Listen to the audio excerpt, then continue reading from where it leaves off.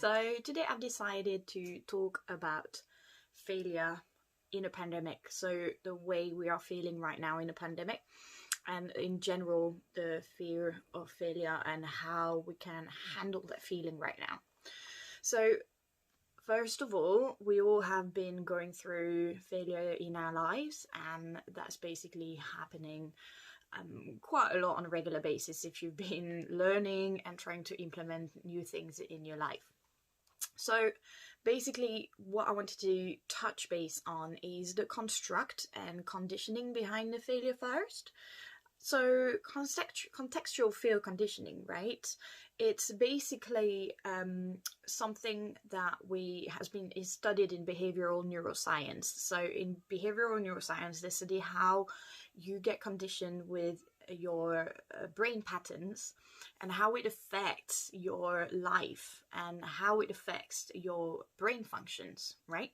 So the American Psychological Association has actually kind of written papers on this in the journal, where they discuss that if you can complete a memory pattern of fear conditioning, you are going to keep that fear and reproduce it for the rest of your life, unless you basically uncondition this. So when you have, for example, a memory of failure and you were told off because you failed as a child, that memory sticks to your brain and you remember this in your adult life. So failure feels really embarrassing, and failure gives you that sense of guilt and shame. Okay, and this comes from this conditioning that you've been having as a child. So if every time you failed you've been told that you should be feeling embarrassed and ashamed, then as an adult you are going to be struggling with this a lot more. On top of this, if you also have come across experiences where your family has had issues and they failed to do something, or you've come across a huge amount of struggles, maybe one of your parents losing their job and you've had less money, or one of your parents, your parents got divorced, it's a failed marriage, technically, there's a lot of experience as a child that also condition us to make us feel that failure shouldn't be allowed and we shouldn't be failing. So this is the neuroscience part of failure. We're being conditioned basically to think that failure is not good and that we should feel embarrassed and ashamed of it. The next thing I want to approach is we all have gone through experiences of failure, and I have, for one, have had my fair share of failure. So as a self-employed person, as an entrepreneur, this has happened many, many times. So just as an example, back in 2008, 2008, I decided to start a performing career, and yet I didn't actually gauge and manage how many ups and downs this was going to have. So I ended up quitting my job a bit too abruptly, and I've been going through lots of ups and downs financially. I didn't have any savings, or all the savings that I invested in equipment in my company and in my marketing. So there has been a lot of trials and failures to be where I am today. And even in a pandemic, we all going through our different struggles and different issues that we have to manage through this pandemic. But just so you know, I've had so many failures in my life that I could actually write a book about it, and quite a funny one sometimes, yeah, some decisions that you might just really take and think as a lesson when you just kind of look back in retrospective. You kind of look at yourself and be like, how were you that dumb, right? But I survived. I survived. So what I wanted to discuss is why we feel like we are failing in this pandemic, right? So I've been doing my bit of research as well, just to see, because I get these strong feelings at times that I am actually failing right now. And I feel like a lot of us are going through these sensations, these emotions on a daily basis. So there is a real thing that is called pandemic guilt. And according to some doctors, Dr. Mahato, medical doctor for the Center of Behavioral Health at Hackensack Meridian JFK Medical Center. Yeah, so I went searching. This doctor said there are many types of guilt people may feel because of the pandemic. Some are normal and can be managed through coping techniques, and some may be prolonged and require medical attention if they get in the way of daily functioning. All right. So the one I wanted to kind of touch base on, which is the sort of middle one, right? So the first one is the one that we spoke a little bit earlier, is the sort of general guilt that we have when we fail. We feel embarrassed and feel slightly ashamed, but that kind of subside after a while, right? The one that we're kind of feeling right now as a normal person, right, as you and I, is kind of what is called, what they qualify as free floating or toxic guilt. So this is kind of come from a sense of not being a good person, feeling like you're failing right now, or that you let other people down as well. Yeah, so right now we're in a pandemic. We feel like we can't really handle the situation. We don't really understand what's happening, and we have no sense of control. There is literally no sense of control for any of us. We have no idea where this is going. We have no idea when this is going to be over. We have no idea how the world is going to be like when this is over. This is probably the end of the world as we know it, and we all have obvious fear in the unknown. But we have to remember again, so when we go back to that conditioning, yeah, so the conditioning of fear, the conditioning of experiencing struggle and shame and embarrassment through the failure in our childhood, or seeing and experiencing the struggles, the difficulty of instability that we might have perceived through the struggles in our family throughout our childhood. Again, we remember through this pandemic, this kind of really unraveled back into our subconscious minds, right? And because of this, we kind of really start letting it take over and feel like we are actually failing. Okay, this is very unstable time for all of us. So we are essentially bringing back all this memory and this subconscious feeling and emotions and patterns that we've created in our mind. And this is because we are all in a pandemic right now and we don't actually know what is happening. So I had a look as well in some other article on the New York Times. There was a beautiful article, which is very nice. So there will be a transcript of this podcast and this video. You can go on the link and you will be able also to see my reference list. So the articles that I've used and the journals that I've used to help create this podcast and this vlog, as you want to call it. So in the New York Times, it was very quite poignant, the experience that people were saying. They were literally saying that they have this really sense of loss of control, and it's been very difficult for them. It's been extremely difficult to cope. Someone was saying, like, my life has suddenly started to feel like it's spiraling out of control. Fight or flight responses kicked in with a vengeance.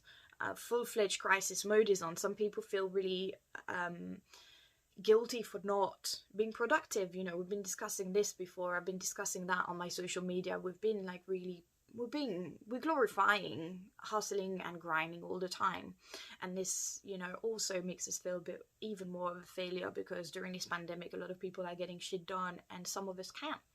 So all of this really has a big impact on the mental health. But what you've got to remember in this time is, one, we're not failing. We're just trying to survive. We can't really thrive in a world that is constantly changing and that we are constantly trying to adapt. So we're basically playing catch up. We're basically playing catch up with life right now. We're catching up with whatever the world is throwing at us. Sometimes it's a lot more difficult than we can handle, and it's fine. It's not failure. It's just we're trying to survive.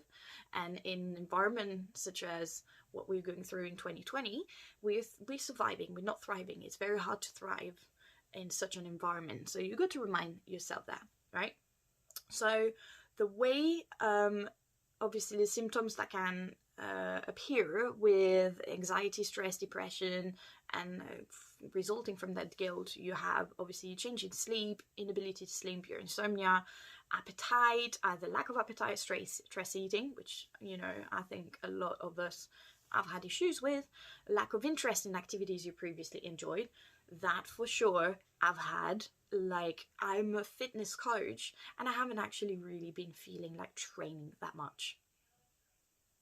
And yes, that kind of almost made me feel like a failure. As a fitness coach, I haven't actually been wanting to do much fitness apart from doing the yoga and mobility. So this is like my little my little secret that it's coming out. But you know, this has happened with me.